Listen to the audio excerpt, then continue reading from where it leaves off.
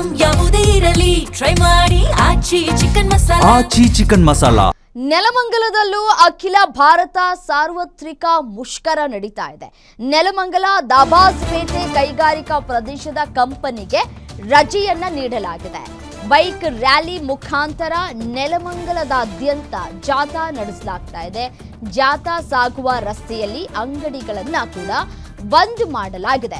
ಕಾರ್ಮಿಕ ಸಂಘಟನೆ ಮುಷ್ಕರಕ್ಕೆ ಉತ್ತಮ ಪ್ರತಿಕ್ರಿಯೆಗಳು ಕೂಡ ವ್ಯಕ್ತವಾಗ್ತಾ ಇದೆ. ಬ್ಯಾಂಕ್ಗಳನ್ನು ಕೂಡ ಒಂದಷ್ಟು ಕಡೆ ಬಂದ್ ಮಾಡಲಾಗಿದೆ, ಮುಚ್ಚಲಾಗಿದೆ. ಇವತ್ತು ಬ್ಯಾಂಕ್ನಲ್ಲಿ ವಹಿವಾಟುಗಳು ಕೂಡ ಬ್ಯಾಂಕ್ನಲ್ಲಿ ಪರ್ಟಿಕ್ಯುಲರ್ ಆಗಿ SBI ಬ್ಯಾಂಕ್ನಲ್ಲಿ ನೋಡಿ ಯಾವ ರೀತಿಯಾಗಿ ಈ ನೆಲಮಂಗಲದಲ್ಲಿ ಅಖಿಲ ಭಾರತ ಸಾರ್ವತ್ರಿಕ ಮುಷ್ಕರ ಸಾಗ್ತಾ ಇದೆ, ನಡೀತಾ ಇದೆ.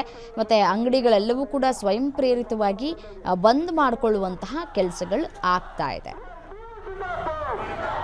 ಇವತ್ತು ರಾಷ್ಟ್ರವ್ಯಾಪಿ ಮುಷ್ಕರ ನಡೀತಾ ಇದೆ ಇಡೀ ದೇಶಾದ್ಯಂತ.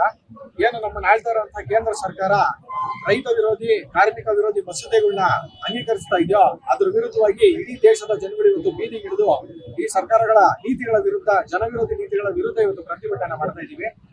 ಇವತ್ತೇನಾಗಿದೆ ಅಂತ ಹೇಳಿದ್ರೆ 29 ಪ್ರಮುಖ ಕಾರ್ಮಿಕ ಕಾನೂನುಗಳನ್ನ ತಿದ್ದುಪಡಿ ಮಾಡಿ ಕೇವಲ 4 ಸಂಹಿತೆಗಳನ್ನಾಗಿಸಿ ಕಾರ್ಪೊರೇಟ್ ಬಂಡವಾಳಗಾರರಿಗೆ ಅನುಕೂಲವಾಗುವಂತ ರೀತಿಯಲ್ಲಿ ಈ ಒಂದು ಸಂಹಿತೆಗಳನ್ನ ಜಾರಿ ಮಾಡ್ತಾ ಇದೆ. ಇದರಿಂದ ಏನಾಗುತ್ತೆ ಅಂತ ಹೇಳಿದ್ರೆ ಸರ್ಕಾರಗಳು ಕಾಂಟ್ರಾಕ್ಟ್ ಫಿಕ್ಸ್ಡ್ ಟರ್ಮ್ ಎಂಪ್ಲಾಯ್ಸ್ ಮುಖ್ಯ ಕಾರ್ಮಿಕರನ್ನ ಪ್ರೋತ್ಸಾಹಿಸ್ತೇವೆ. ಮುಷ್ಕರ ಮಾಡ್ತಾ ಇದ್ದಾರೆ. ನಮ್ಮ ಸಿಐಟಿ ನಮ್ಮೆಲ್ಲ ನಿರ್ಮಲ ತಾಲೂಕು ಈ ರಾಜ್ಯಾದ್ಯಂತ ದೇಶದ ನಡೀತಾ ಇದೆ. ಏನ್ ಮುಷ್ಕರ ಏನಕ್ಕೆ ಮಾಡಬೇಕು ಅಂದ್ರೆ ನಮ್ಮ ಇದಕ್ಕೆ ನಮ್ಮ ಮಕ್ಕಳು ನಾವು ಕೇಳಬೇಕಾಗಿದೆ.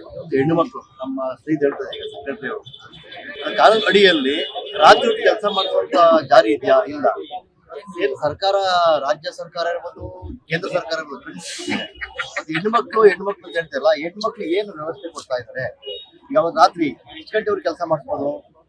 ಕಾನೂನು ಅಡಿಯಲ್ಲಿ ಹೆಣ್ಮಕ್ಳು ರಾತ್ರಿ ಕೆಲಸ ಮಾಡಿಸೋ ಆಗ್ತಲಿಲ್ಲ.